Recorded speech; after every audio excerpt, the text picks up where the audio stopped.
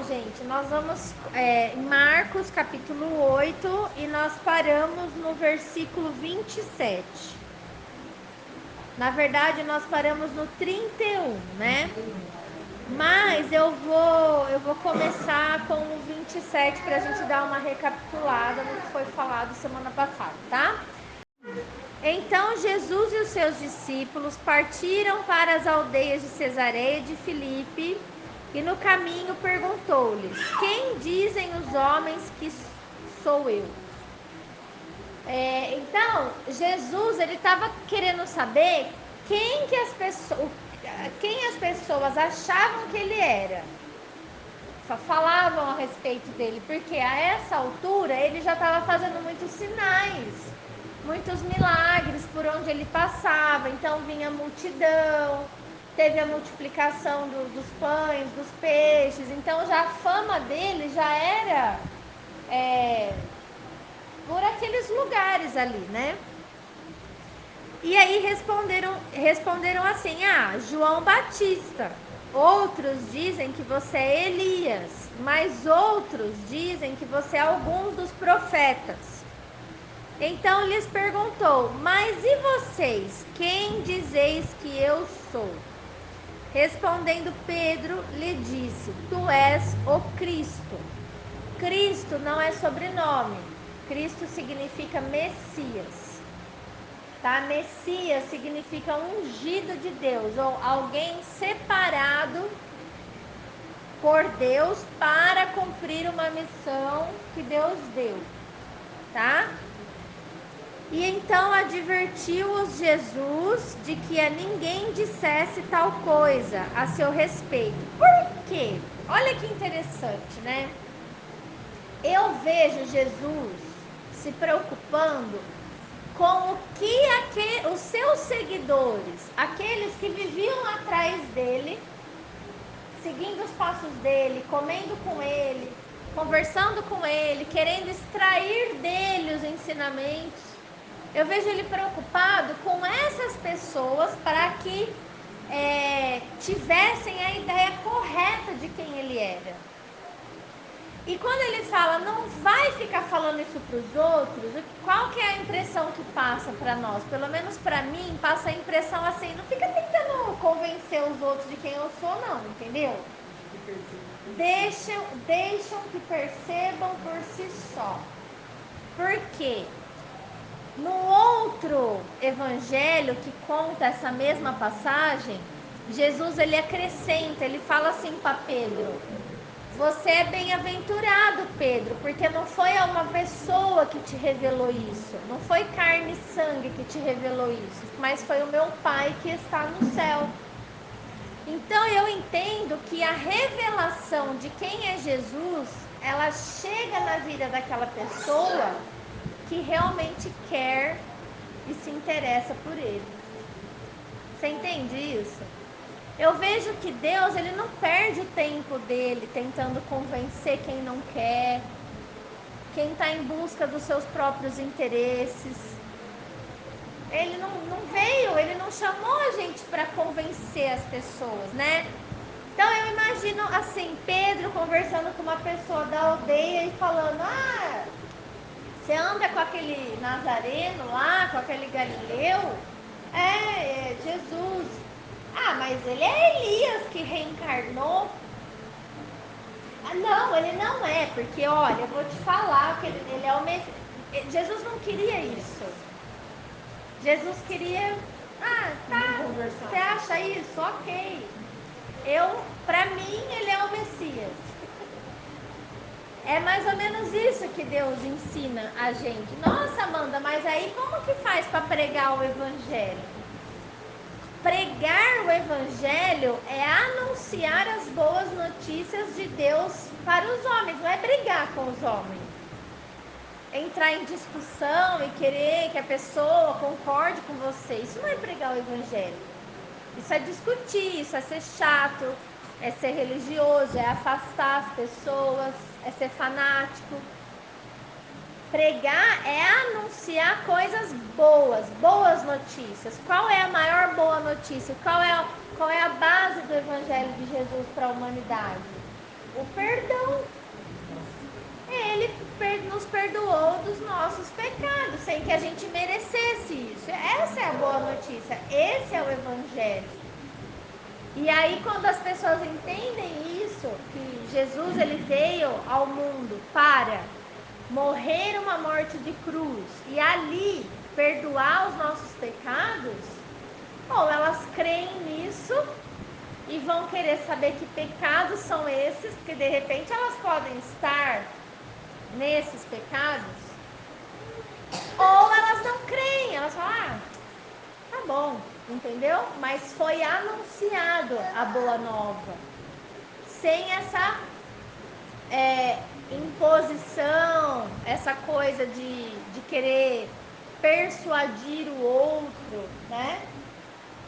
Isso tudo tem que ser mais leve, porque nós que temos Deus na nossa vida, nós somos pessoas leves, nós somos pessoas felizes, alegres, entendeu?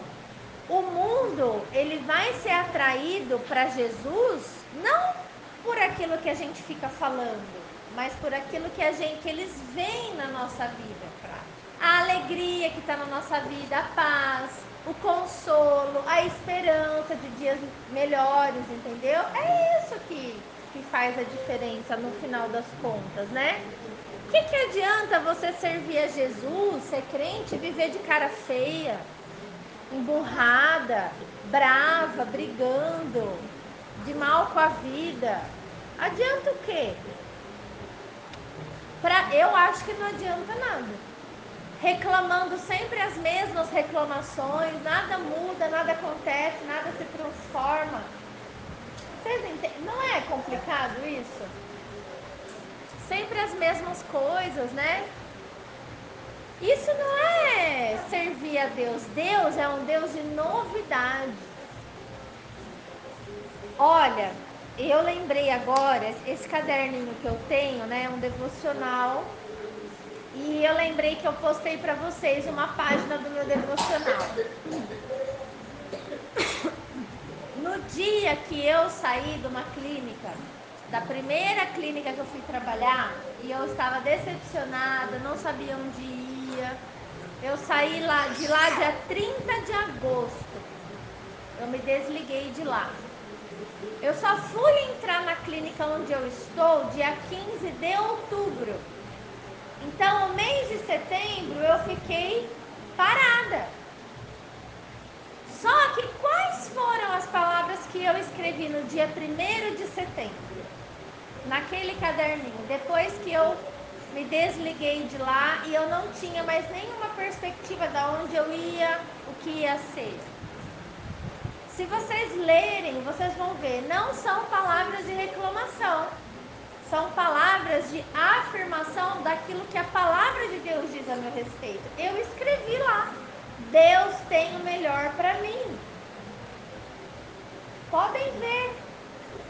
E é nessa fé que a gente anda, porque passou o tempo, as coisas foram acontecendo e eu fui colocada num lugar ideal, que é o que eu estou vivendo hoje. Mas eu não tinha essa visão lá no dia 1º de setembro, quando eu escrevi. Então, eu poderia ter desabafado tudo ao contrário. Eu poderia ter reclamado. Por que o Senhor me mandou nessa clínica? Por que o Senhor me curou, me fez ser dentista de novo e agora eu tomei essa decepção? Eu não quero... Não é. Agora, isso é ter Deus no coração?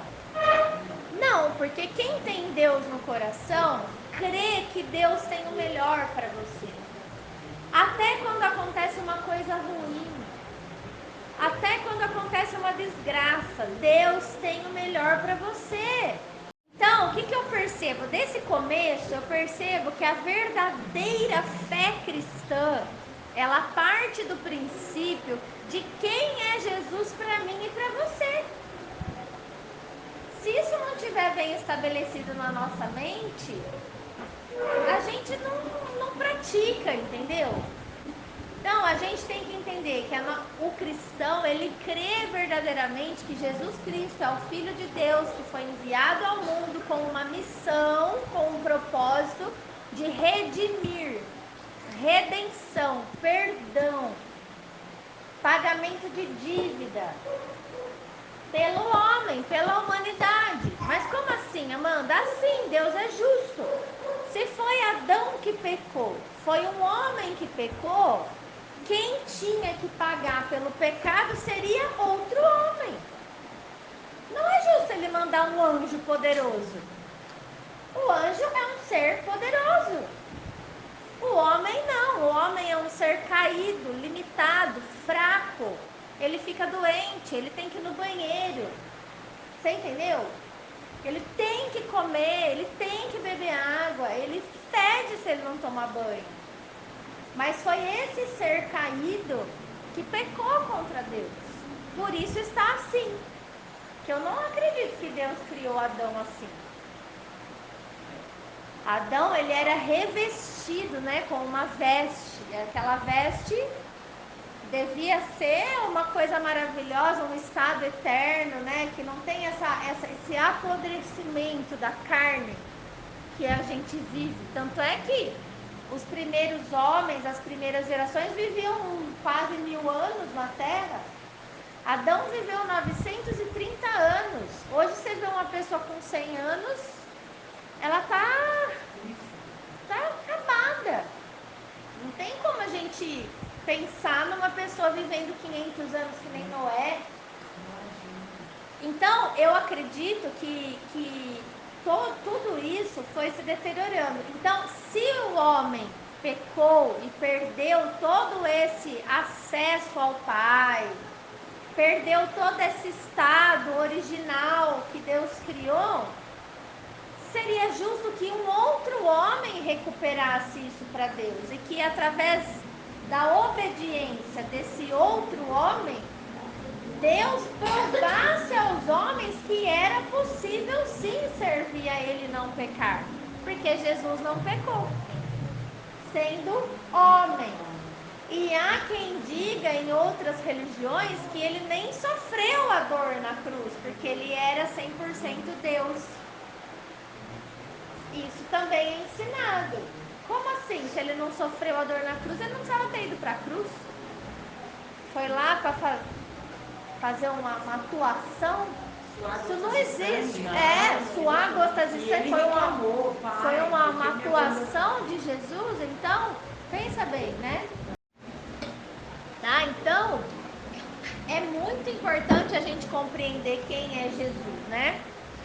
E aí ele pega esses que estão com ele, que tem essa compreensão de quem ele é, de que ele é o Messias, e começa a direcionar, ele começa a falar a real para eles. Ele começa a dizer sobre a missão dele e, de certa forma, ele acaba frustrando os seus seguidores. Porque ele era excepcional. Gente, imagina Jesus, uma pessoa que nunca pecou, era uma pessoa excepcional. Imagina ele falando, ele ensinando as coisas, a educação, a paz, a sabedoria desse homem. Imagina você conversar com Jesus sobre qualquer assunto. Aí de repente ele vira para você que está super encantado com a pessoa dele, com o saber, tudo. Aí ele fala assim, ó. Então começou ele a ensinar-lhes que era necessário que o Filho do Homem sofresse muitas coisas, fosse rejeitado pelos anciãos, pelos principais sacerdotes e pelos escribas, fosse morto e que depois de 3 dias ressuscitasse. E isto ele expunha claramente. Mas Pedro, chamando-o à parte de canto, começou a reprová-lo.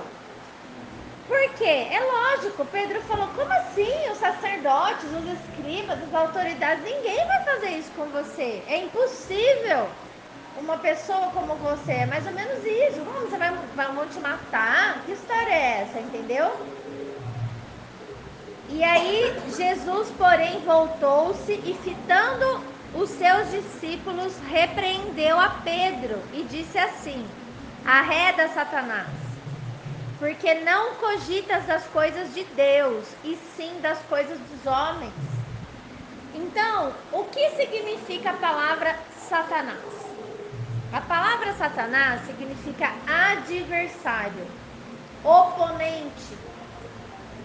Então, foi isso que Jesus quis dizer para Pedro. Você está se colocando, quando você não está querendo acreditar nas realidades que são espirituais, que eu estou passando aqui para você, você está se colocando numa posição de oponente meu.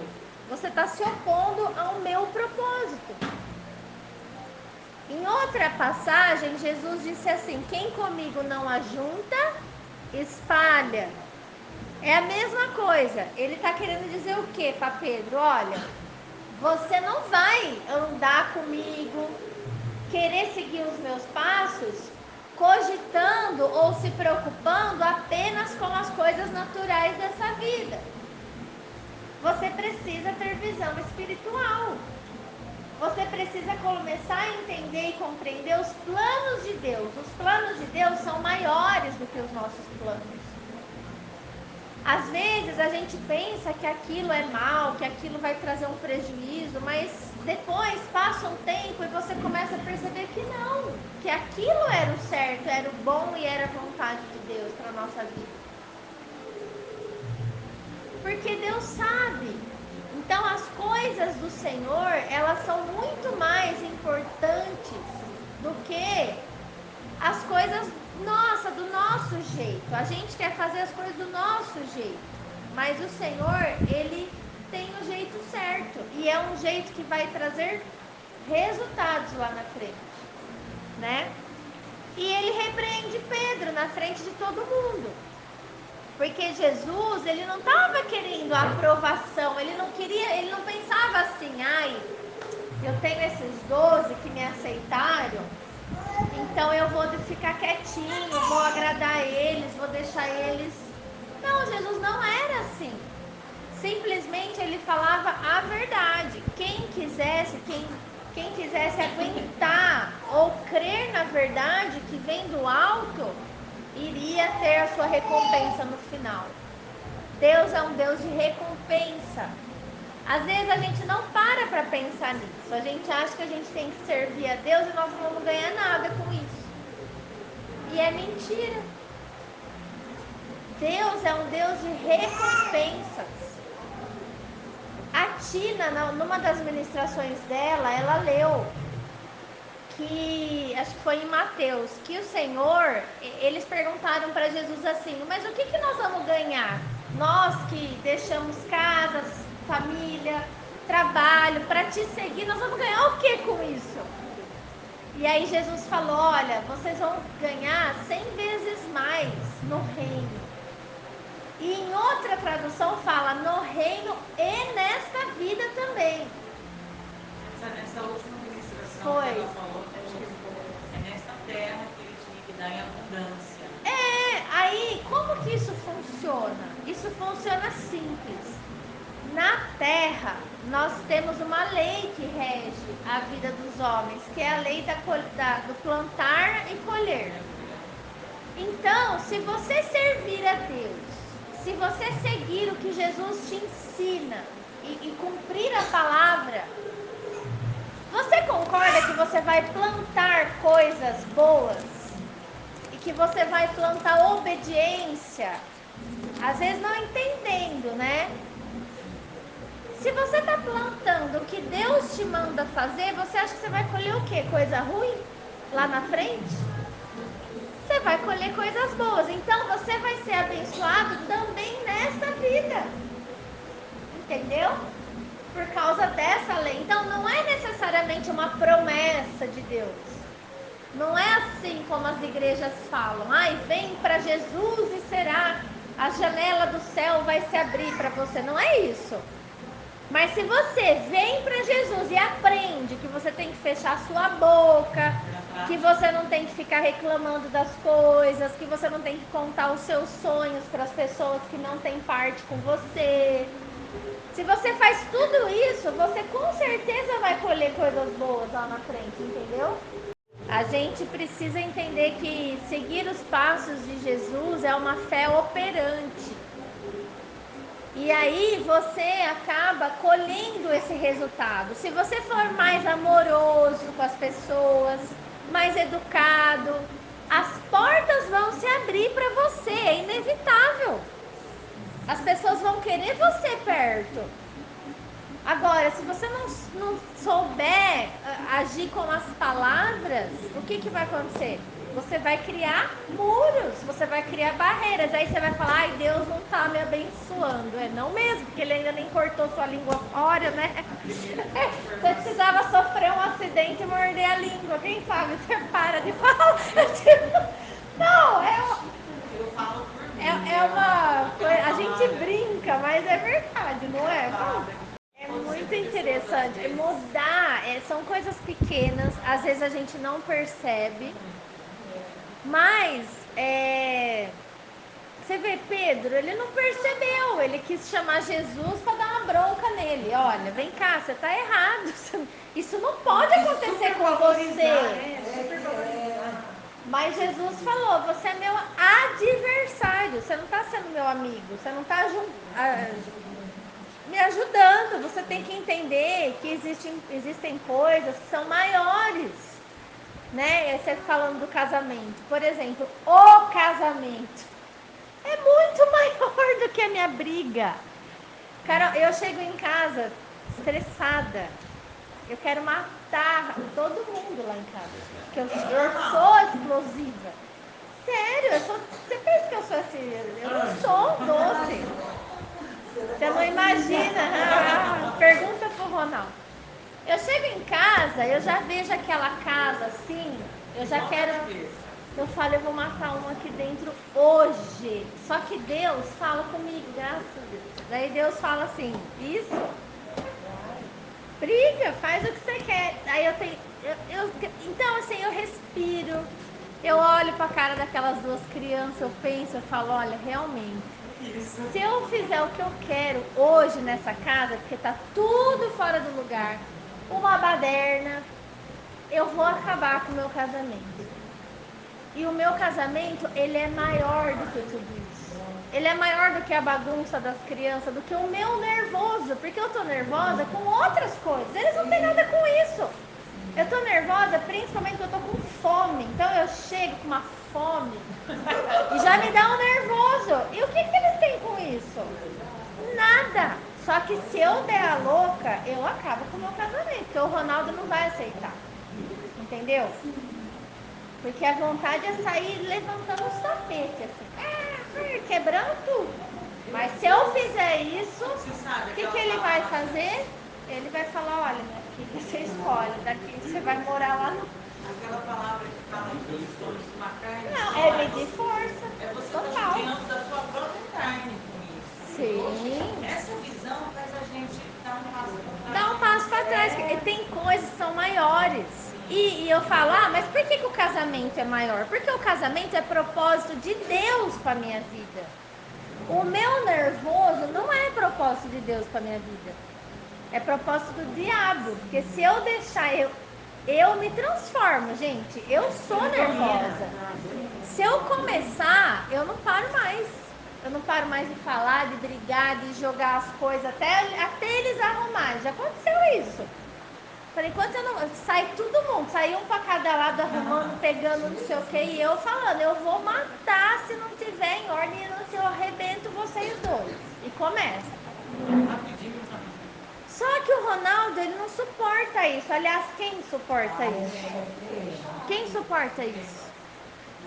Você gosta de ver seu marido chegando e falar que vai arrebentar a sua filha? Você sabe o que acontece? Aqui foi esses dias brincar com uma pessoa da família. Falou assim, nossa mãe, a mãe da fulana é mal. Tá vendo? Aí eu perguntei por quê? Nossa, falou que vai arregaçar, que vai não sei o que. Por quê? Não fala mal. Tipo assim, é um vocabulário que não ouve em casa. Não, quando você for lá, Assusta. Você já tá assustada.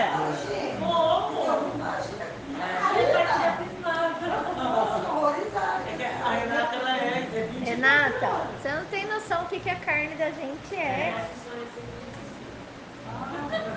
De verdade. É coisa assim que se a gente. Aí eu fico. Pensa, se você não pensar, se eu não colocar a mão na minha consciência, eu acabo com o meu casamento. Porque ele não é obrigado a escutar isso. E eu tenho vontade de falar isso. Na hora do meu nervoso, eu tenho vontade de falar pro Otávio, eu vou te arrebentar, eu vou te pegar, você some da minha frente. Por quê? Porque assim, a gente cansa de falar a mesma coisa mil vezes. Você explica, você ensina e a criança não quer saber. E o pai também não ajuda, não fala. Então, chega uma hora que você quer explodir. Só que as palavras, elas acabam com tudo. E o propósito de Deus para minha vida é o meu casamento. Não adianta eu vir aqui pregar bonitinho para vocês, que nem você falando. Imagina, não imagino você assim, você vê? Por quê? Porque você me conheceu aqui. Você me conheceu pregando. Quem me conhece em casa é o Ronaldo e as crianças. Mas a intimidade da gente é dentro de casa mesmo. Quem conhece a gente é. Entendeu? E quantas vezes a gente faz isso e sai do lugar, não cogita das coisas de Deus, por exemplo, que é o filho, que é.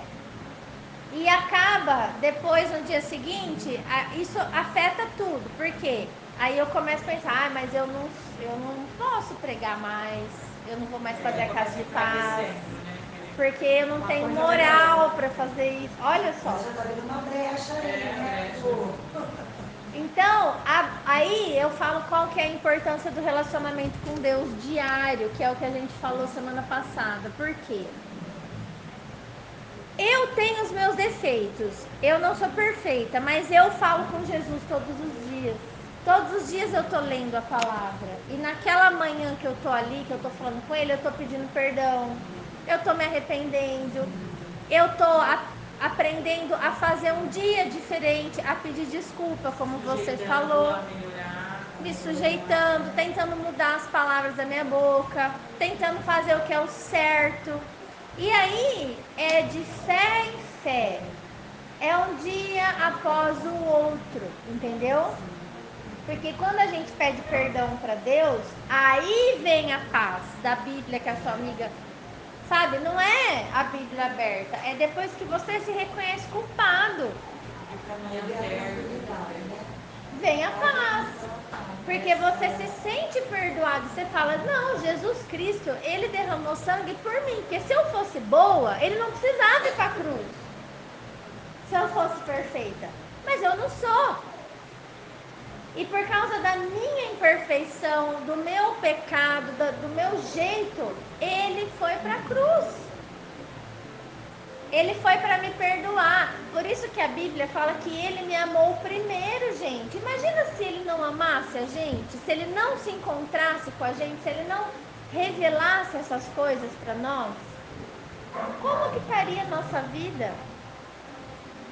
Né? Tudo perdido.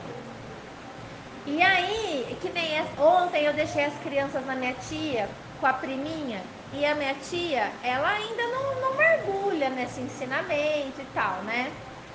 E ela é estourada, não tem paciência, aquela coisa. Mas imagina, 3 crianças deixou ela louca, tendo que trabalhar e tal, né? E quando eu fui buscar eles, ela só reclamou do Otávio, na frente dele. Então ela falava, porque da próxima vez ele não vem mais, viu? Porque esse menino não obedece, ele fez isso, fez aquilo e tal. E ele ficou muito magoado. Eu vi a carinha dele, sabe? Murchando e tal. Eu, como mãe, eu não gostei. Eu falei, tá vendo? A gente leva o filho na casa de uma pessoa para ele escutar tudo isso. Eu não gostei. Mas a gente tem intimidade. A gente tem intimidade. Só que o que eu percebi? As palavras afetam demais. Aí eu pensei, se a palavra dela tá afetando o menino, imagina a minha que sou mãe dele. Imagina quando eu falo essas coisas. Eu não aguento mais você. Não, imagina como fica o coração do menino. Olha onde Você acha que é pra gente falar isso com o filho? Você deu uma olhada, de repente. Não. A gente precisa pensar nisso, porque você entendeu? As coisas de Deus, elas são muito maiores. Eu, na hora, daí eu fiquei quieta, porque ele realmente é terrível mesmo, eu sei. Só que eu botei ele no carro e fui o caminho inteiro tentando, sabe? Ai, filhinho, não sei, agradando, né? Porque ainda bem que você vem embora com a mamãe, porque a mamãe vai cuidar de você, vai te dar banho, tá vendo? Não é pra ficar indo na casa dos outros, é pra ficar comigo. E ele, sabe, eu tentei agradar, mas eu fui pensando, eu falei, Jesus, eu não posso ser esse diabo na vida dos meus filhos. Eu preciso ser o que acolhe, o que ama, o que protege. Porque eu preciso aprender a cogitar das coisas de Deus e não das coisas dos homens. O que ela fez foi normal. Quando eu dou bronca, também é normal, porque ninguém apanha à toa e ninguém dá bronca à toa. Mas se a gente está ligado com as coisas de Deus, a gente começa a moldar o nosso coração. E aí vem a parte que Jesus falou aqui para eles, na prática, que é o que a gente tem que fazer na nossa prática. Como cogitar das coisas que são do alto e não das coisas dos homens? Assim, olha.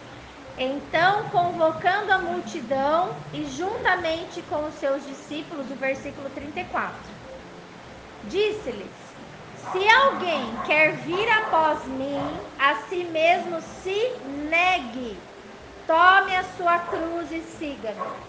Então, o que ele está falando aqui? Você quer começar a botar o teu casamento como algo que vem do alto? Você quer olhar para os filhos de uma forma que seja assim, é um presente que Deus nos deu. Temos uma responsabilidade, entre outras coisas, tá, gente? Isso tem a ver com o trabalho também, o trabalho que Deus nos deu. Existe missão ali dentro, existe um projeto, um propósito, existe um porquê, né? Você quer fazer isso? Então a forma que você vai fazendo isso é se negando. Eu quero arrebentar, mas eu me nego. Eu me nego, entendeu? Isso é o que eu quero, mas eu não vou fazer isso. Por quê? Porque eu vou me negar, tomar minha cruz e seguir Jesus. Ele me ensinou. É mais ou menos esse o contexto que ele está falando. Vocês querem me seguir? Vocês querem ser conhecidos como os meus discípulos? Verdadeiros cristãos, negue-se a si mesmo. Ah, mas eu tô cansada, eu não quero ir lá na casa de paz, porque eu fiz um monte de coisa, porque as pessoas também têm que entender, essa é a minha vontade. Mas Jesus não me chamou para eu fazer a minha vontade. Ele me chamou para eu me negar e fazer o propósito que ele tem. Então, vocês percebem que as coisas que são do alto, elas são maiores do que a minha vontade? Se eu viesse aqui na casa de paz só quando eu tenho vontade, quantas reuniões a gente ia ter? Poucas. Porque a sua vida é corrida, a minha também é. Agora, eu não estou aqui para isso, eu estou aqui para fazer a vontade do Pai. E aí, o Espírito Santo, esse relacionamento com Deus, ele leva a gente ao centro da vontade de Deus, que é o quê? Olha aqui, minha filha, você tá cansada? A Carol também tá, a Renata também tá, o Denis também tá, o Zé. Todo mundo tá cansado, mas todo mundo parou para ir lá receber a minha palavra. Então você não tem direito. Vocês entenderam o que é se negar? Em outro contexto, fora do casamento ou com os filhos, é isso. Tome a sua cruz. Jesus Cristo, ele não precisava ir para a cruz se ele não quisesse. Ele poderia falar para Deus assim: olha, você quer saber? Reseta. Faz que nem você fez no dilúvio. Mas não deixa uma família, não. Reseta, porque nenhum presta. Não tem nenhum bom. Nenhum justo. Nenhum que fale a verdade. Nenhum que pratique o bem. Eu não vou para a cruz por eles. Pode mandar as 12 legiões de anjos que o Senhor preparou para mim. E acabava ali. Mas o que ele fez? Ele foi para a cruz. E quando eu penso em Jesus naquela cruz, sem ter um pecado, eu entendo que eu não tenho direito de fazer o que eu quero. Se eu falo que eu sou cristã e que eu sigo a Deus, eu não tenho, o meu direito acabou ali. Acabou, eu não tenho direito de ser grosso com ninguém, de reclamar da minha vida, reclamar das minhas próprias escolhas. Não fui eu que decidi ir lá ser dentista. Que direito tenho eu de ficar reclamando na orelha do Ronaldo? Fala pra mim. Ah, porque lá no consultório, porque eu tenho direito, gente. Não existe isso na vida da gente. Então, a gente tem que aprender o que Jesus ensinou. Da nossa boca tem que sair palavras que edificam. Se o que eu tenho para falar não edifica, então eu fico quieto. Eu não falo nada. Agora, se o que eu tenho para falar vai acrescentar, vai edificar, vai fazer com que o outro se sinta bem ou se sinta mais importante, então eu posso falar. É isso que Jesus ensina para nós. E se a gente praticar isso, a gente vai atrair pessoas legais, pessoas bacanas. A gente não fica sozinho. Não é assim, as pessoas vão querer ficar perto da gente. Então, seguir a Jesus é renúncia. E é um exercício diário, porque a nossa vida é feita de fases, como eu estou falando. Quando eu não trabalhava fora, era muito fácil me negar. Eu não sentia esse nervoso. Eu não ficava com fome, eu não chegava tarde, eu ficava na minha casa. Eu arrumava a minha casa era impecável. Ninguém bagunçava porque eu estava lá. Eu estava fazendo tudo. Então, a minha vida era outra, era uma fase, era mais fácil seguir a palavra. Agora, seguir a palavra num contexto de desafios é mais difícil. E aí, o que você tem que lembrar?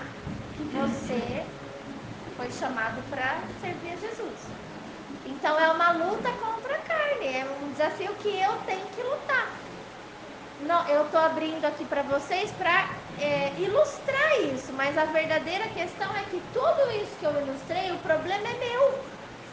Se eu não vencer, quem vai colher o fruto amargo da minha derrota, do meu fracasso, sou eu.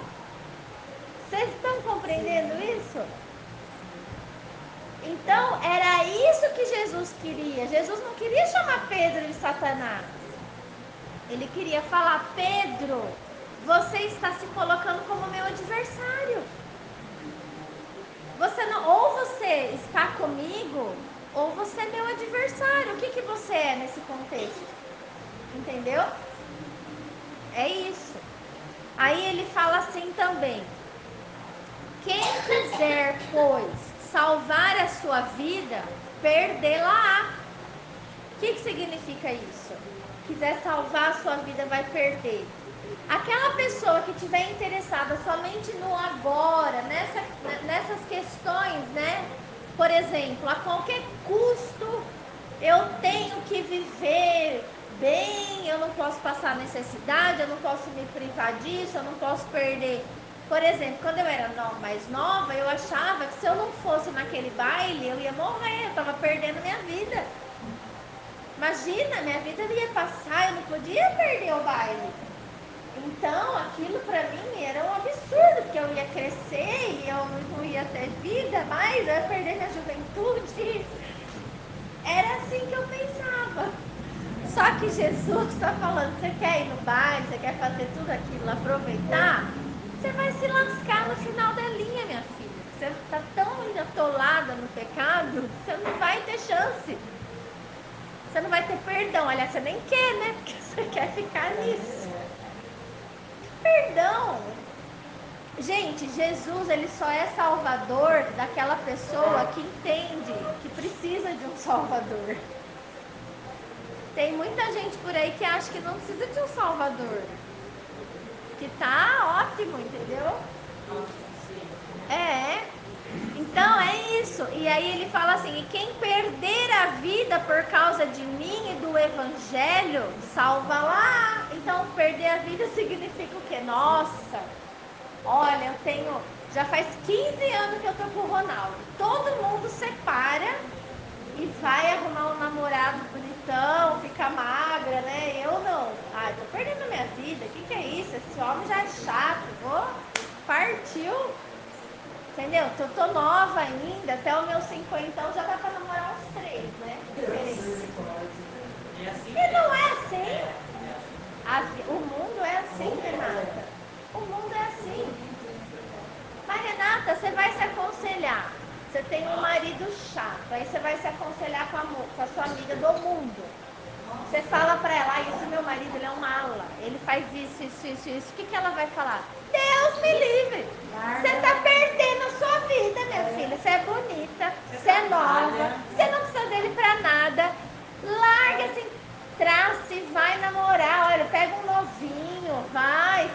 Ih, esquece essas crianças. Dá pra avó cuidar e ó, partiu. Você vai perder sua vida. Isso é o mundo. Aí o que Jesus está falando? Agora, quem perder a sua vida com aquele homem,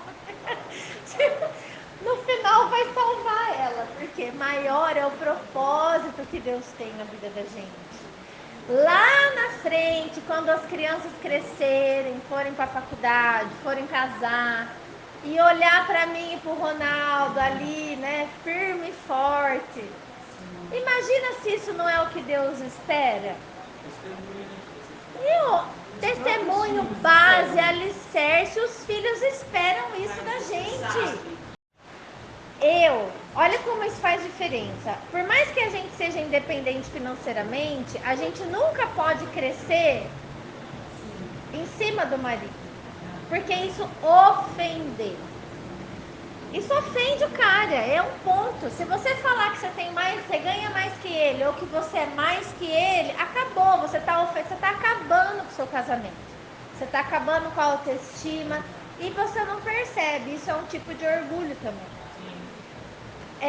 A gente precisa entender que as palavras, entendeu? Por exemplo, aconteceu uma situação em casa também disso. Eu tô trabalhando, tô ganhando bem pra caramba, nunca ganhei nada, agora tô ganhando bem. Ótimo. Tá tudo guardado meu dinheiro. Eu nunca tive, né? Então agora eu vou guardar. Aí, esses dias eu preciso comprar um guarda-roupa, porque das crianças tá quebrado inteiro, tá caindo na cabeça das crianças. E esse foi um dos motivos do nervoso também. Teve um dia que eu cheguei, fui guardar a roupa passada, aquela porta. Aí eu dei um grito, né? Falei, não aguento mais esse guarda-roupa. Aí todo mundo saiu correndo. Aí eu sentei na mesa, olha o jeito de falar. Escuta aqui. Você vai esperar cair a porta na cabeça do menino? Ou você vai trocar esse guarda-roupa? Porque eu vou comprar um guarda-roupa. Aí eu nem esperava ele responder. Eu vou comprar o guarda-roupa aqui na internet. Só que tem uma coisa também. Vou ter que pedir um montador, né? Porque você não quer nem montar as coisas. Não quer montar. Quando monta, quebra, não sabe.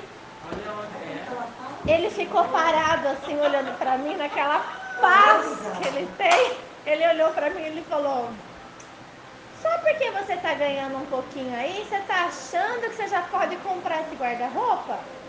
Você não vai comprar guarda-roupa. Falei, vou. Se eu vou. Aí ele, não tem necessidade disso agora, eu vou arrumar. Ah, você vai arrumar? Igual você guardou a mala que tá lá faz 2 semanas no chão, aí você vai arrumar.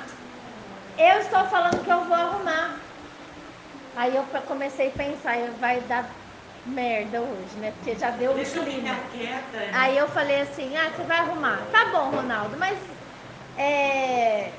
e aí, não vai comprar o guarda-roupa? Então ele falou, só porque você tá ganhando bem, então você vai e compra com o seu dinheiro. Aí foi onde eu percebi o que eu estava fazendo, porque eu poderia falar, eu vou comprar mesmo com o meu dinheiro, eu não preciso mais de você, e você que raspava lá com o seu guarda-roupa. Eu percebi na hora. Aí eu falei, pronto, agora eu me lasquei. Como que eu vou sair dessa? Eu falei pra ele assim, então, mas só que tem uns detalhes nessa história. Eu não vou comprar com o meu dinheiro. Eu nem tava pensando que eu tenho dinheiro. Eu vou comprar com o seu. Porque o último guarda-roupa quem comprou fui eu. Então agora é sua vez. Você que vai pagar. Se você não arrumar o guarda-roupa, eu vou comprar com o seu dinheiro. Aí na hora ele baixou a bola. Ele se sentiu, ele sentiu que ele não estava sendo humilhado. Que eu não estava fazendo aquilo porque eu tinha mais dinheiro na conta. Eu estava fazendo aquilo porque o guarda-roupa vai cair na cabeça de alguém. E eu estava brava. Só que eu disse para ele que era ele que ia fazer, que era responsabilidade dele. E aí ele baixou. Então, se a gente fica, mas eu não preciso de você para nada, eu sou o suficiente, você nunca pude contar com você, né? Vou contar agora. O que você está gerando na mente do seu parceiro? Você acaba deixando um ambiente Eles escutam tudo isso. Tudo. E é detalhe, um fica do meu lado e o outro do lado dele. Então aí vem o Otávio e fala, é verdade, tem que comprar um guarda-roupa pra mãe. Aí a outra, para Otávio, você não tá vendo que eles estão brigando? Aí deixa eles quietos, vem pra cá, ele fala. E eles entendem tudo. Então a gente precisa entender que fazer a nossa vontade é perder aquilo que Jesus tem para nós. Você entendeu? O que é um guarda-roupa, gente? Vamos pensar. Eu preciso humilhar o meu marido por causa de um guarda-roupa? Eu não preciso, eu fiquei com ele até agora. E se cair, vai cair no dedão dele, não vai ser no meu, porque eu não vou mais lá.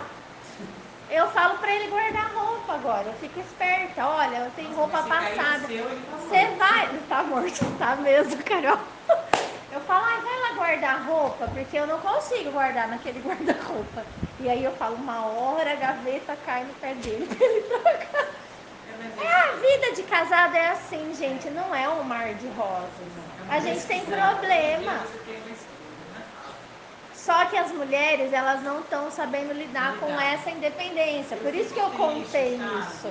Por isso, Carol, que se a gente não tiver Jesus dentro da nossa vida, tudo desmorona. Não é? Você não consegue lidar com essas coisas. Você acaba cedendo a sua vontade. A vontade da gente é quebrar tudo. É quebradeira. Não sei, gente, eu sou uma pessoa assim, eu tenho. Nós queremos resolver do nosso jeito. Entendeu? Então, assim, agora, eu não posso, porque se eu trato bem o meu marido, quantas vezes eu cheguei em casa com fome, cansada, aí eu olhei aquela sala, que é o primeiro lugar que eu vejo, eu já chego lá, né? Aí ele tá no fogão fazendo janta pra mim. Aí eu paro, eu falo, nossa, cala a boca. Tipo, passa a fita. E sente e fala, tá bom, olha que bom. E fez a janta pra mim, esperou eu chegar pra gente comer todos juntos. Tá tudo errado, tudo uma baderna, mas ele fez um ato de amor. Se eu chegasse tacando a sandália, o que ia acontecer? Aí ele ia tacar a panela na minha cabeça. Não ia ter lar. Não ia ter lar. Agora, você entendendo essa coisa que Jesus traz, esse centro, esse propósito maior, levando a gente para um futuro e falando, olha aqui o que eu quero para vocês. Eu quero uma estrutura, eu quero que seus filhos tenham um apoio, mas não vai ser fácil. Vocês vão precisar se negar. Vocês vão passar vontade. vocês vão se privar das coisas. É assim que Deus fala para nós, né? No mundo tereis aflições, mas tem de bom ânimo, eu venci o mundo. Então nós venceremos com ele no final. Haverá uma recompensa para nós, né? Isso é maravilhoso. A gente vai. Aí ele pergunta assim para os discípulos: que aproveita o homem ganhar o mundo inteiro e perder a sua alma? Porque você perder, às vezes acontece, você perder um trabalho, uma coisa que Deus te deu, você perder a confiança de uma pessoa que você ama, você perder o seu casamento, isso acontece na vida da gente, às vezes é coisa inevitável, não é? Mas a gente chegar a perder a nossa alma diante de Deus por causa das más escolhas que a gente faz, aí já é demais, não é? O que adianta a gente querer ganhar o mundo inteiro? Ah, eu quero viver, eu casei, faz 15 anos que eu tô com o mesmo marido, morando em Rincão, ele não me oferece nada, eu quero conhecer o mundo, então eu vou jogar tudo pro alto. A gente só vê que a gente é feliz quando a gente perde. Tem até uma música que fala, né, queria... Ah, aquela música do Chitãozinho Chororó lá, que ele fala da...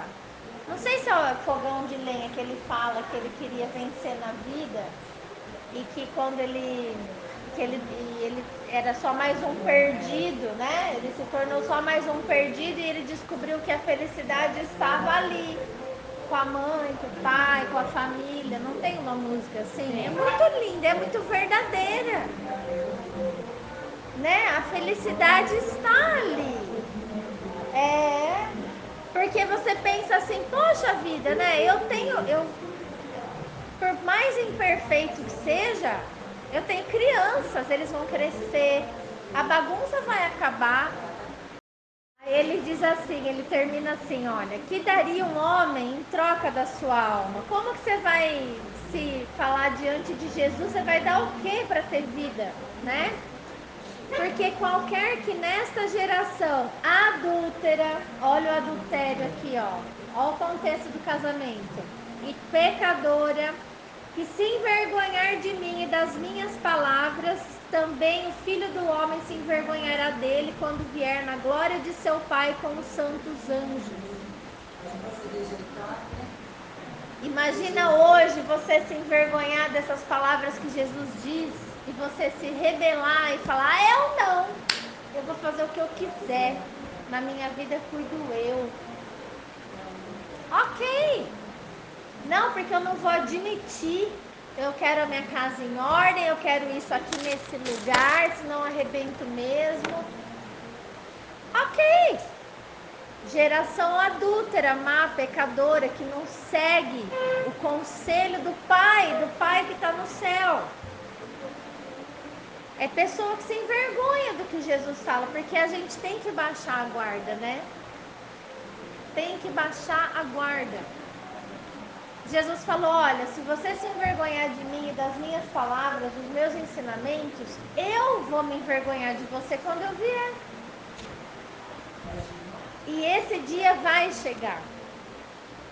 E é como ele contou a parábola das 10 virgens, aquelas 5 loucas que não estavam preparadas para a chegada do noivo. E quando o noivo chegou, fechou a porta. E elas ficaram batendo lá, mas Jesus, sou eu, lembra de mim? Ele falou que não, eu não conheço vocês. Eu não conheço vocês porque vocês nunca me seguiram. Vocês sempre quiseram fazer do jeito de vocês. Então vai lá e faz do seu jeito, não é o bom? Agora você vai, você briga, você bate, você faz o que você quiser, entendeu? É assim que eu vejo essa passagem. E essa passagem, ela é dura de ouvir, confronta o nosso pecado, mas eu quero falar para vocês uma coisa, gente. Essa passagem falou muito comigo. Deus tratou comigo. Eu não tô aqui para apontar o dedo para vocês. Eu nem sei da vida de vocês. Mas Deus falou comigo, porque eu estou numa fase que Eu tô osso duro de roer, entendeu? Mas eu vou me ajustar. Eu preciso me ajustar. Eu não posso viver assim. Não é? Se não, tá tudo errado. Para de trabalhar e volta pro E aí, fogão. você quer? Não quero também, não quero, entendeu? Mas eu quero o que Deus tem pra mim. O que Deus tem pra mim? Uma paz. Deus tem um equilíbrio. Será que eu posso trabalhar e ser uma pessoa normal em casa? Então é isso por você. Porque eu preciso cogitar das coisas de Deus e não das coisas dos homens. Eu vi que essa é a palavra para nós hoje.